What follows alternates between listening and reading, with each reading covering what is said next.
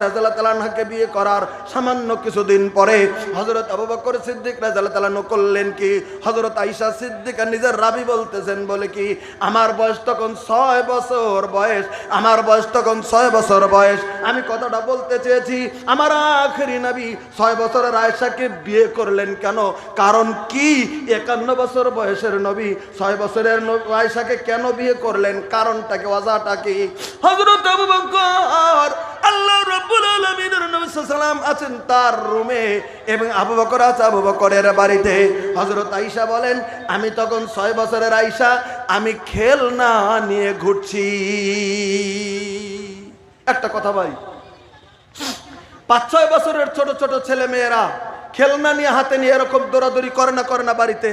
আপনাদের বাচ্চা আছে, এই যে বিভিন্ন কিনে দিচ্ছেন, খেলনা কিনে দিচ্ছেন, কেউ বেলুন কিনে দিচ্ছেন, কেউ হাতি ঘোড়া কিনে দিচ্ছেন, এরকম করে খেলছে। হযরত আয়েশার হাতেও সেরকম খেলনা নিয়ে হযরত আয়েশা তখন 6 বছরের আয়েশা তখন বাড়িতে ঘুরছে।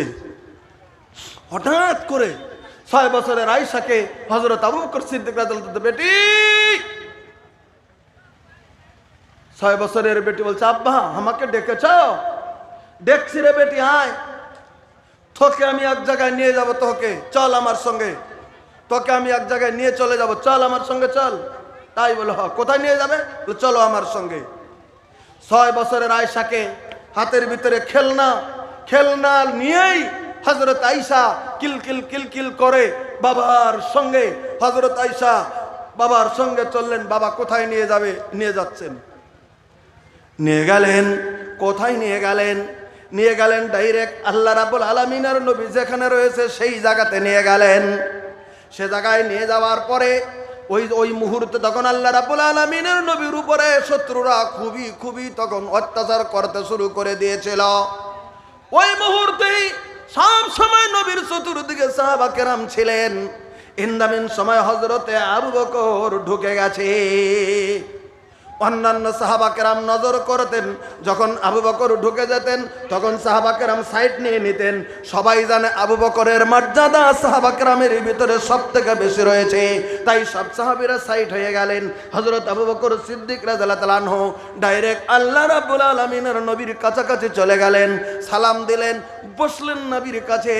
ওই দিন হযরত আবু বকর বলতেছেন, আল্লাহ নবী সাল্লাল্লাহু আলাইহি ওয়াসাল্লাম বলতেছেন, আবু বকর কি এই মুহূর্তে তুমি চলে আসলে? আচ্ছা ঠিক আছে, তোমার কিছু কাহানা আছে? তোমার কিছু কাহানা আছে আমার কাছে? কিছু কাহানা আছে, তুমি কিছু কইবে আমাকে? হযরত আবু বকর বিশ্ব নবীর মুখের দিকে তাকিয়ে বলতেছেন, নবীজি গো আছে, নবীজি গো, আমি আবু বকর যেদিন থেকে আমি আপনার সঙ্গে গো নবী, আপনার কাছে কোনোদিন কোনো জিনিস আমি চাই নাই, আপনার কাছে কোনো জিনিস আমি চাই নাই, আপনার কাছে কোনো জিনিসের আমি হাত পাতি নাই, আপনার কাছে কোনো জিনিস আমি আবদার করি নাই, আপনার কাছে কোনো জিনিস আমি চাই নাই। আমি আবু বকর গো নবী, আজকে আমি আপনার কাছে হাত পাতে দিতে চাই, আমি আপনার কাছে আবদার করতে চাই। আমি একটা আবদার করতে চাই আপনার কাছে নবী গো, আমার আবদার কি আপনি জমিনের ভিতরে পূরণ করবেননি? আপনি কি পূরণ করবেন? আমার আবদারটাকে একটু নেবেন? আল্লাহ রাব্বুল আলামিনের নবী হযরত আবু বকরের মুখের দিকে তাকিয়ে বলছেন, আবু বকর কতদিন থেকে তো ইসলাম নিয়েছিস? তুমি তো শুধু দিতেই চলেছো, দিতেই চলেছো, দিতেই চলেছো, দিতেই চলেছো। আবু বকর তুমি তো কোনোদিন কোনো কিছু আবদার করনি, আজকে তুমি কিসের আবদার করবে রে আবু বকর? তুমি করো, আমি নবী তোমার আবদার পূরণের ব্যবস্থা করব, কারণ আমি জানি তুমি অকাল্পনিক আবদার তুমি জমিনের ভিতরে করবে না রে আবু বকর। তখন যখন বিশ্বনবী সান্ত্বনা দিয়ে দিলেন, তখন হযরত আবু বকর সিদ্দিক রাদিয়াল্লাহু তাআলা আনহু বলছেন, ওগো আখেরি নবী, ওগো আমার বিশ্বর নবী, আমি একটা আবদার করি নবী গো, এই যে দেখেন আমার 6 বছরের বয়স আয়েশাকে আমি আমার ফিল্টের ভিতরে আপনার কাছে নিয়ে এসেছি নবী গো। পৃথিবীর কোনো জিনিসের আবদার করি না, কোনো টাকা পয়সার আবদার করি না, কোনো ধন দৌলতের আবদার করি না, একটাই আবদার করি গো নবী, আমার আয়েশাকে আপনি বিয়ে করে আমার আয়েশাকে আপনার বিবি বানানোর আমি আবদার করতেছি। আচ্ছা বলেন তো, আয়েশার বয়স কয় বছর বলছি ভাই?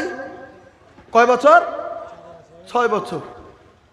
6 বছরের আয়েশাকে 51 বছরের নবীর কাছে যখন দিতে চেয়েছেন, সাহাবা কেরাম যারা ফিল্ডে ছিলেন সব থ মেরে গেছে, হায় হায় আবু বকর পাগল হয়ে গেছে, দানা হয়ে গেছে, আবু বকরের মাথা খারাপ হয়ে গেছে, আবু বকরের জেহেন হারিয়ে ফেলেছে, আবু বকর পাগল হয়ে গেছে।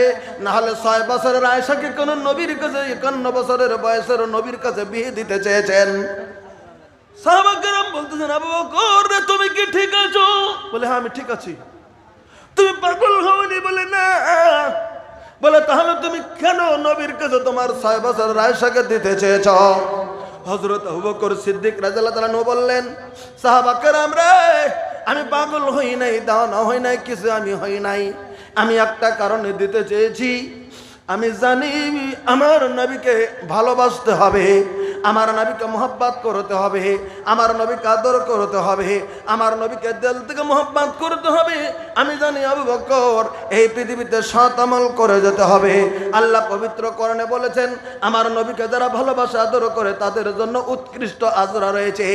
এই পৃথিবীর জমিনে আমি বিশ্বনবীকে যতই ভালোবাসি, আমার মনে মনে মনে মনে মনে মনে একটা ধান্দা, আমি যদি রক্তের বাঁধন, আমি যদি আমার রক্তের বাঁধনটা আমি নবীর সঙ্গে পৃথিবীর জমিনের ভিতরে করে যেতে পারি, কঠিন কিয়ামতের দিন মুসিবতের সময় যখন আমলের হিসাব শুরু হয়ে যাবে, আমি তন্ন তন্ন করে হিসাব দিতে শুরু হয়ে যাব।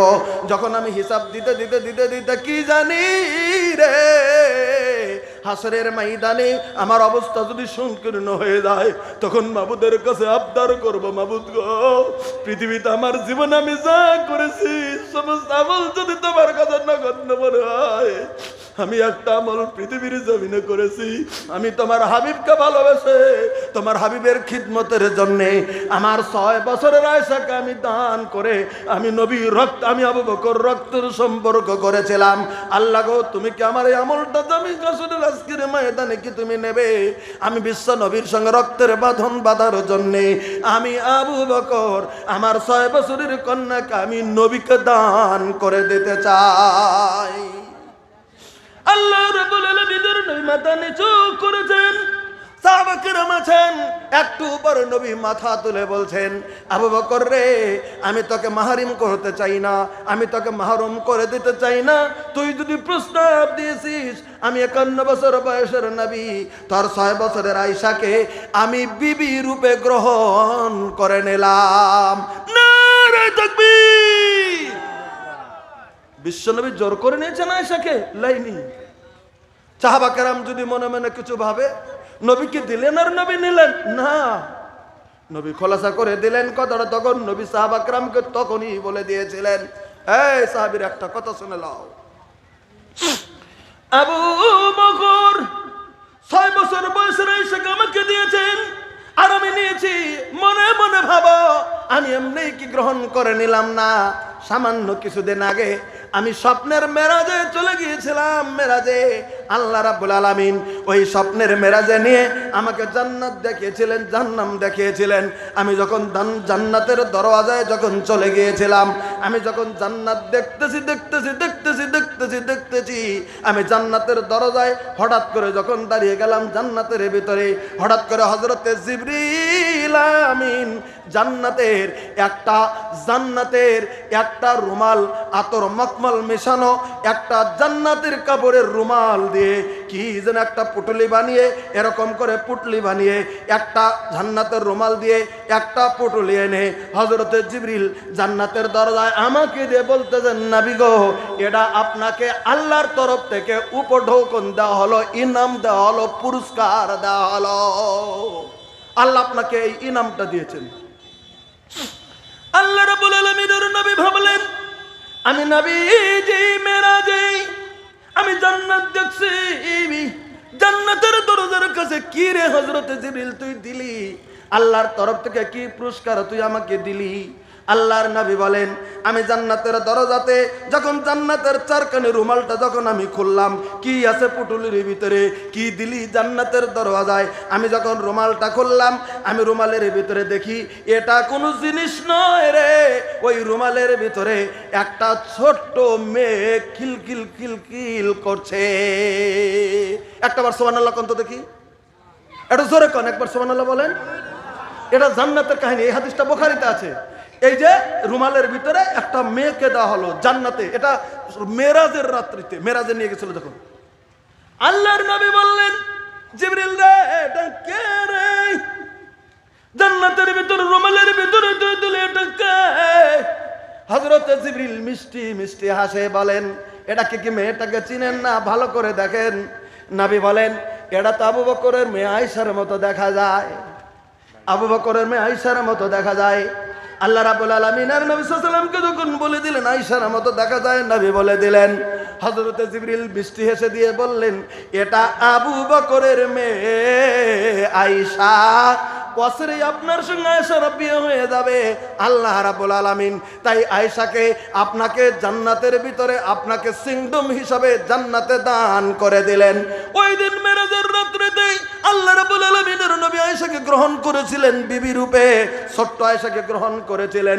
মেরাজের অন্যান্য বর্ণনা পৃথিবীর জামিনে বলেছেন, কিন্তু আয়েশার কথাটা বলেননি। নবী কেমন করে বলবেন ওই ছোট্ট আয়েশাকে আমি জান্নাতে পেয়েছি, কথাটা বলেননি, একটু চুপ রয়ে গেছেন। কিন্তু যেদিন 6 বছর বয়সের আয়েশাকে আবু বকর নিয়ে বলতেছেন, নবী গো আমার মেয়েটাকে আপনাকে আমি দান করে দিলাম, তখন বিশ্বনবীর মনে পড়ে গেল, আমি তো জান্নাতের দরওয়াজায় আয়েশাকে বিবি রূপে গ্রহণ করেছি, আজকে আয়েশাকে ফেরত করে দেওয়া যাবে না, কারণ আল্লাহ আমাকে আগেই জান্নাতে দান করে দিয়েছেন আয়েশাকে।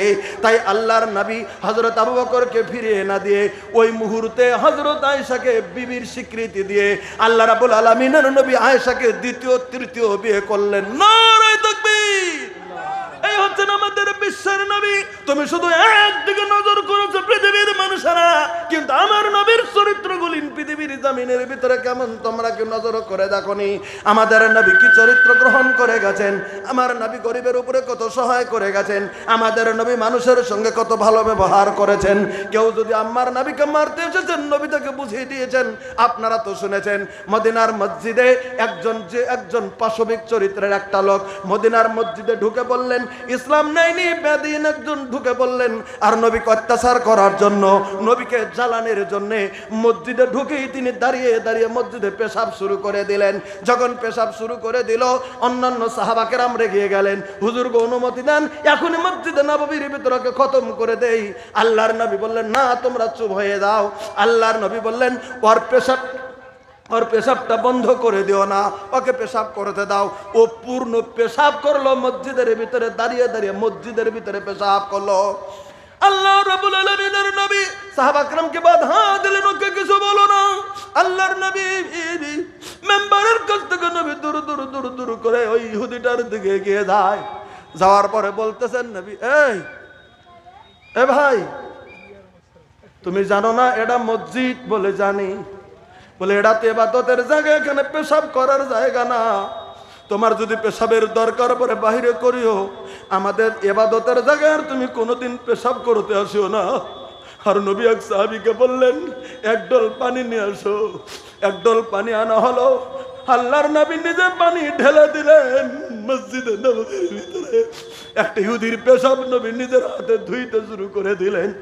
ইহুদি দেখলেন, কি রে, আমি মুহাম্মদকে জ্বালানোর জন্য, পরীক্ষা করার জন্য মসজিদে নববীতে দাঁড়িয়ে পেশাব করে দিলাম, আমাকে ধমকি না দিয়ে না মেরে মুহাম্মদ আমার পেশাব বিশ্বের নবী নিজে হাতে ধুয়ে দিতেছে। আর আমাকে বুঝিয়ে দিল এটা পেশাবের জায়গা নয়, এটা মসজিদ, এখানে নামাজের জায়গা, ইবাদতের জায়গা। তখন দিলের ভিতর অনুশোচনা হয়ে গেল, হায় হায় আমি মহামানবকে অপমান করলাম। একটা সেকেন্ডের ভিতরে দিলে পরিবর্তন এসে গেল। তখনই তোকে চারু দিয়ে চোখ থেকে টপ টপ হয়ে গেছে পানি। ওখান থেকে ঘুরে নবীর হাত ধরে বলতেছেন, নবী গো আমি ভুল করেছিলাম, আমি আপনাকে খুব অসুস্থ মনে করেছিলাম, আপনাকে আমি মিথ্যা বলে করেছিলাম, আপনাকে ষড়যন্ত্রকারী মনে করেছিলাম, কিন্তু আপনার যেটা ব্যবহার, আপনার যেটা চরিত্র, আপনার যেটা আদর্শ, অরিজিনাল নবী হওয়ার যোগ্য যোগ্যতা আপনার কাছে রয়েছে। আমি ইহুদি ভুল করেছি, ও নবী গো আমাকে আপনি কালেমা পড়িয়ে মুসলমান বানিয়ে দিন। এই তো নবীর চরিত্র জমিনের ভিতরে, এই তো নবীর আদর্শ জমিনের ভিতরে, এই তো ভালোবাসা জমিনের ভিতরে। ইনি ছিলেন আমাদের নবী, বিশ্বের নবী। আজকে আমরা পৃথিবীর জমিনের ভিতরে মুসলমান, আমাদের চরিত্রটা কেমন, আমাদের ব্যবহারটা কেমন, আমাদের আখলাকটা কেমন, আমাদের নড়াচড়া কেমন, আমাদের কথাবার্তা কেমন, আমাদের ব্যবহার কেমন, আমরা মানুষের সঙ্গে কেমন করে চলতে হবে, এই জ্ঞানটা অবশ্যই পৃথিবীর জমিনে আমাদের দরকার রয়ে গেছে। যাজ্ঞা এভাবে সারা রাত শুনলে শোনা যাবে। আমি আপনাদেরকে ত্যক্ত করতে চাই না। আমি শুধু একটা হাদিস বলে শেষ করবো। আজকে সময়ের খুব কমে, আমি আপনাদেরকে জুলুমের দিকে এগিয়ে যাব না। আমি শুধু একটা কথা বলবো, আমরা বিশ্ব নবী সাল্লামের কথা শুনে বা সাহাবা কেরামের কথা শুনে বা আল্লাহর কোরআনের কথা শুনে আমরা কতটুকু পরিবর্তন হই পৃথিবীর জামিনে। আল্লাহ নবী সাল্লাল্লাহু আলাইহি সাল্লাম তাই আল্লাহ তাআলা তাই পবিত্র কোরআনে বলছেন, সামিনা ওয়া আতানা, তোমরা শোনো এবং তোমরা ইতাআত করো। আমি শুধু একটা হাদিস বুখারী শরীফ থেকে ছোট্ট দুটি শব্দের একটা হাদিসে আপনাদের কাছে বলতে চেয়েছি। আল্লাহ নবী সাল্লাল্লাহু আলাইহি সাল্লামের কাছে একজন সাহাবী চলে এসেছেন, জওয়ান সাহাবী। আপনারা যেমন জাল ছায় চলে এসেছেন, আল্লাহ নবী সাল্লাল্লাহু আলাইহি সাল্লামের কাছে একটা জওয়ান লড়কা চলে এসেছেন, সাহাবী, একটা জওয়ান ছেলে চলে এসেছেন। তার মা হঠাৎ করে ইন্তেকাল করেছেন, তার মা হঠাৎ করে ইন্তেকাল করেছেন, হঠাৎ করে ইন্তেকাল করে তাকে মাটি দিয়েছেন। হয়তো 2-3 দিন চলে গেছে। ওই সাহাবীটা চলে এসেছেন আল্লাহ নবী সাল্লাল্লাহু আলাইহি সাল্লামের কাছে। মহিলাটি খুব ভালো ছিল, মহিলাটি নামাজি পরহেজগার ছিল, দানকারী ছিল, সব দিকেই ছিল। কিন্তু হঠাৎ করে মহিলাটি মারা গেল পৃথিবীর জমিনে। এবার ছেলেটা আছে, ছেলেটা দৌড়ে এসে আল্লাহ নবী সাল্লামের কাছে, হয়তো 2-4 দিন পর নবী সাল্লামের কাছে এসে মায়ের স্টেটমেন্টটা দিচ্ছেন। নবী সাল্লামের কাছে এসে বলছেন, নবী গো ইন্না উম্মি ইবতুলিতাত নাফসুহা। দেখেন ওই মহিলাটি, ছেলেটি বলছেন, ইন্না উম্মি ইবতুলিতাত নাফসুহা। ও আল্লাহ রাব্বুল আলামিনের নবী, আমার মা ছিল পৃথিবীর জমিনে, আমার মা দান করনেওয়ালি ছিলেন, আমার মা নামাজি ছিলেন, আমার মা পরহেজগার ছিলেন, আমার মা সবকিছু ছিল। কিন্তু হঠাৎ করে আমার মা হঠাৎ করে হার্ট অ্যাটাকের মতো অসুখ হয়ে হঠাৎ করে মা মারা গেল।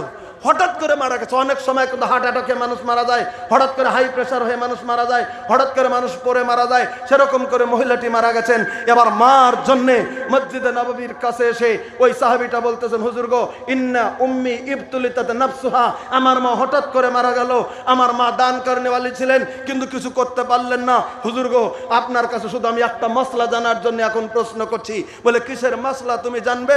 বলে ফাহাল্লাহ আজরুন আফা তুসাদ্দাকতু আনহা। ওগো হুজুর, আমি যদি আমার মার তরফ থেকে, আমি যদি আমার মার জন্য, আমি যদি আমার মার তরফ থেকে, আমি যদি আমার মার নামে, আমি যদি আমার মার জন্য, আমি যদি আমার মার কারণে এই পৃথিবীর জমিনে যদি আমি আল্লাহর রাস্তায় কিছু খরচ করি, কারণ মা তো দিতেন কিন্তু হঠাৎ করে যে মারা গেল কিছুই যে দিতে পারলো না, তাই বলেন ফাহাল্লাহ আজরুন আফা তুসাদ্দাকতু আনহা, আমি যদি মার তরফ থেকে কিছু আল্লাহর রাস্তায় দেই, আমার মা কি কবরের নেকিটা পাবে?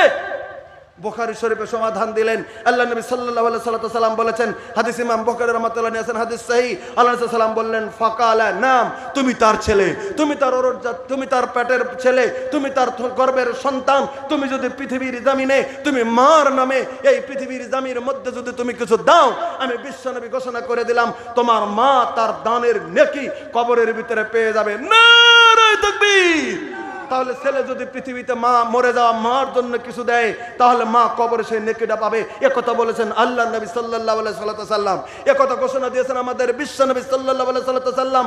একথার সাক্ষ্য দিয়েছেন আমাদের বিশ্বের নবী যে মা মরে গেছে, কবরে গেছে, তার জন্য কিছু দিলে মা পায়। কাজে গতিকে বাবা যদি মরে যায়, বাবার জন্য যদি কেউ কিছু দেয়, তাহলে সেটা কবরে বাবা পায়। আমি আপনাদের কাছে খুব জুলুম করতে চাই না। আজকের জামিনে এই টেবিলে আমি যদি বসেছি, আমার হয়তো বিদায় নেওয়ার সময় চলে আসতে চলছে, আমি শুধু বলে দিতে চলছি আপনাদের কাছে যে এখনই আপনাদের কাছে আমি বলতে চাই, আল্লাহ নবী সাল্লাল্লাহু আলাইহি সাল্লামের এই হাদিসটা বাস্তবায়িত করার জন্য, আল্লাহ নবী সাল্লাল্লাহু আলাইহি সাল্লামের কথার মান্যতা দেওয়ার জন্য আজকের এই জমিনে, এই ফিল্ডে আমরা বাবা হারা অনেকটি সন্তান আছি, আমরা মা হারা অনেক ছেলে মেয়ে আমরা আছি, আমরা বাবা হারা অনেক ছেলে মেয়ে আছি। আমি আপনাদেরকে যে জুলুম দেব তা না।